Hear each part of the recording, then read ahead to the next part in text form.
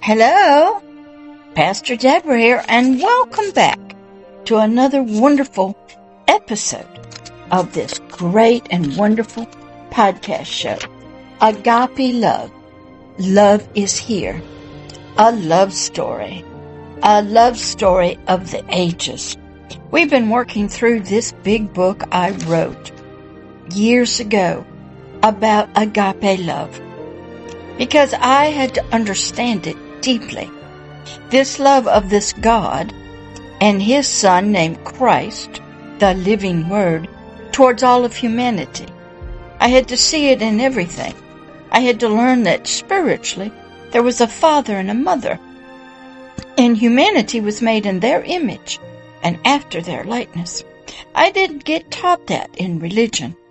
My parents didn't teach me. Culture didn't teach me. And even in religion, it was sort of there, but not really there. So I had to do a deep study. I had to dive deeply into the Word of God, using the Strong's Concordance, the Webster's Dictionary, other books written by other religious people. I even had to study Confucianism, Taoism, Buddhism, and I had to study Islam, and I had to study cults. I had to learn. And I hope you will do that also, because most of us are ignorant. We don't have a lot of information and truth about a lot of things. So here in this episode number 13, we are going to continue this teaching on agape love. Love is here. A love story of the ages. We're going to be picking up from this big book that I wrote called Love is Here. And because I had to be able to understand this love, which was different than human love, or love of animals, or love of food, or love of a government, or love of each other. It was so deep, and it was unknown to me, but I was going to be a carrier of it, spiritually, into the deep darkness of Satanism, witchcraft, heavy metal music, cults, darkness, international Illuminati, witches. I didn't know what this love was that I was to carry. I didn't know how to carry it, so I had to study. Then I had to understand how it worked in me and through me to reach others. So here in episode number 13, we're going to continue about humanity is ignorant. And they were considered the spiritual multitudes who were deaf spiritually, blind spiritually, and dumb. There seemed to be some kind of coating over the spirit called a waxed grossness, and it covered it. And this covering was it was made up of the flesh, the lust of the eyes, the lust of the flesh, and the pride of life. And so these multitude spiritual humans, you might call them, I call them the forever person, because it is that part of us that upon our earthly death, it leaves the body. And you can see that in so many religions. It may be called regeneration, rebirth, new birth, going into paradise, becoming a star, becoming a spiritual being. We all have this belief that we're going to a better place. So there's a part of us, and I just call it the forever person, and it's hidden away in our physical bodies. So here in this episode number 13, we're going to pick up in this big book that I wrote, so we can continue to look at ourselves and our condition and what has to come and help us, and what that was coming. And it was called agape love. But we didn't know that. And we didn't know where it was coming from. And we didn't know the deepness and depthness of it. So here in episode number 13, we're going to pick up where we left off. These were spiritual words out of the book, the Bible. And I had to read it over and over look up words in the Strong's Concordance that gave me the Greek and the Hebrew. I had to use the Webster's dictionary to understand words. And I hope you do that also. And we are delving into, taking a sort of deep dive into the spiritual realm, so you can understand yourself, the hidden you, the forever you, spiritually, and what that realm is about. So let's pick up here in episode number 13. We got to go back to some scriptures called Matthew 13:15. Matthew was an early disciple follower of this young man whose name was Christ. That was the spiritual part of him, called the living word, that was inside a dirt body named Jesus. He was sent by his Father, impregnated in a precious lady named Mary through an angel. Now, that's a whole new story in itself. We get that even from ancient history about how Hercules came to be. His wife said she had an encounter one night with a spiritual being, and no human conceived him. So this story about this conception has always been in humanity. But through our understanding and studying, we're going to learn a lot more about ourselves and this spiritual agape love that has to come to us. And we have to take its hand and follow it. All right, so let's go to Matthew 13:15. So first, we have to understand that spiritual seeing, that means awareness, understanding, and our spiritual hearing and our spiritual understanding are all spiritually involved. God taught me years ago I must put that word spiritual, spirit, in front of the words of the Bible. The Bible were, especially the Old Testament, it was written in the natural, in the flesh, to describe, we'll say, in a different language, what was spiritually happening, because we were not yet spiritual creatures that could understand it. So he had to use earthly examples for us to understand. But what you must learn is your spirit has eyes, it has ears, it has a mind, and it has a body. It has hands and feet, it has a mouth and eyes. Did you know that?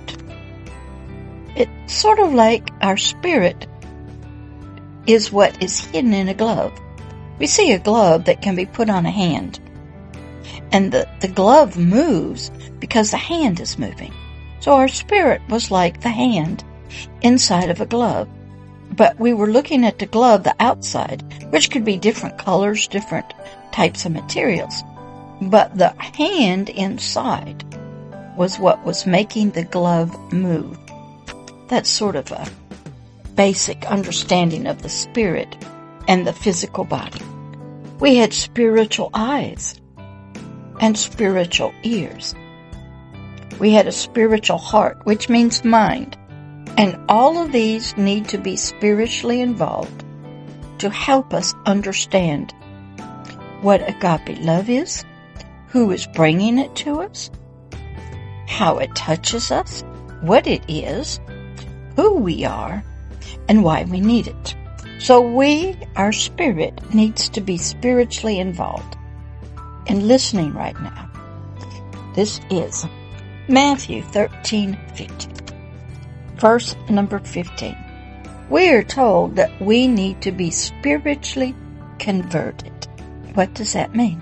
That means in our current condition, shape, form, we cannot spiritually see, hear, understand, touch, believe in this agape love. We sort of live in a realm of darkness spiritually, deafness, blindness, unable to see, hear, and understand. And the best way to see that is the story of Helen Keller. When she got a fever at about 6 months old, true story, and it caused her to be deaf, can't hear, blind, therefore she couldn't talk. And she had to have a teacher who was Annie Sullivan, who came from a blind school. And Annie started being her teacher, and she would put her hand under Helen's hand and make all kinds of words through the hand. And she would use Helen's sense of smell. And this teacher, as this Agape Love has a belief that you can see and hear and understand when you come out of your shell, sort of speaking, when you shed whatever is over you, and a light switch goes on, and you start wanting to know, and you can start understanding. So go watch the movie with Helen Keller. It has Patty Duke Austin. It's in black and white. Excellent, excellent movie to understand how we can be physically deaf, blind, can't talk, encased in our earthly mind, yet because of love, persistence, understanding, courageousness on the part of a teacher, belief that you can do it, one can hear, see, and understand. Helen Keller grew up and became a worldwide traveler. She learned to speak. She had teachers. She never became, her eyes never became open so she could see. She was always blind and deaf. But you go study her story. It's a true story about the power of love between a teacher and a young girl named Helen Keller. The teacher's name was Annie Sullivan. Great story. So it shows you, and then you take it into the spiritual realm, so you understand that our spirits are just like Helen was. And we need a teacher that sticks with us and helps us. So all of us spiritually is involved in this spiritual blindness, deafness, lack of understanding, and we need to be spiritually converted. That's verse 15. What does spiritually converted mean? Well, let's go to the Webster's Dictionary. Webster's Dictionary defines the word converted as number 1, to bring over from one belief, view, or party to another. Means understanding has to come. Number 2, to bring about a religious conversion, a belief deeply in something, a higher power, a God of some kind. 3, to alter physical or chemical nature or properties of especially in manufacturing. Number 4, to change from one former function to another. In Helen Keller's case, she couldn't use her eyes to see. She could use her hands when her teacher put her hand under Helen's and she made hand movements. Then Helen Keller learned Braille, so her hands, her sense of touch was good, and she could feel Annie Sullivan's hand under her. And over time, with repetition, she discovered that these hand movements meant a word. Then she learned Braille, was reading little dots with her hands. So her hands became her eyes and sort of her ears. Another way. Number 5, to alter for more effective utilization. Number 6, to appropriate without right. Number 7, to exchange for an equivalent. She couldn't see, couldn't hear, but her hands worked, and her sense of smell. And then she built this trusting relationship with her teacher. And they loved each other. And they trusted each other. They were with each other 24 hours a day, 7 days a week. And that's how our spiritual teacher becomes to us. When we open our heart to them, they start teaching our spirit. Number 8 means to turn. Number 9, to subject to logical conversion. Number 10, to make a goal after receiving a pass from a teammate. I had to look up in the Webster's dictionary definitions. The word transform is defined by Webster's dictionary as to change in composition or structure. Number 2, to change the outward form or appearance. So we have some changes that need to occur. Number 3, to change in character or condition. Convert. You're getting a deep understanding here of the word convert, conversion. Number 4, to subject to mathematical transformation. Number 5, to cause a cell to undergo genetic transformation. Number 6, to become transformed, changed. Some of the synonyms of this is transform, metamorphose, transmute, convert, transmography, transfigure, meaning to change a thing into a different thing. And you have to come out. This is what happens in spiritual, religious conversion, sort of speaking. And the word transform implies a major change in form, nature, or function. Can you believe it? We need to be completely transformed, converted, changed from one type of creature being to another. Total transformation. That's what happened to Helen. She was always blind with her physical eyes, but not her spiritual eyes. But a lot of times what you see in the natural does reflect the spiritual. And so this book that we're working through, Love is Here, a love story of the ages, we're slowly learning that humanity is a mess. It's blind spiritually, it's death spiritually, needs to be transformed and converted.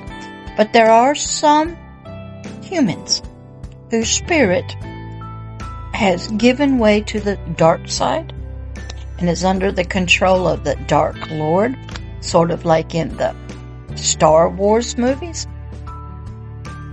and gets changed and becomes evil and wicked spiritually. But you can't see them. Most people can't. You can only see the outward workings in humanity. So I want to stop right here today before we get into some more definitions about transmute and convert, transmography. Let's go slow here to understand agape love and its love towards humanity and why we need it. So we'll pick up in episode number 14 here in Agape Love Podcast. Love is Here, a love story of the ages about us, this giver of the love, and what this agape love is. All right, in this episode, remember, we must be transformed. Go watch the movie, Helen Keller. That's right, the black and white. I think, what did I say? Patty Duke Austin is Helen. Excellent story to help you understand the realm spiritually we're talking about. All right, talk to you in the next episode. Bye-bye.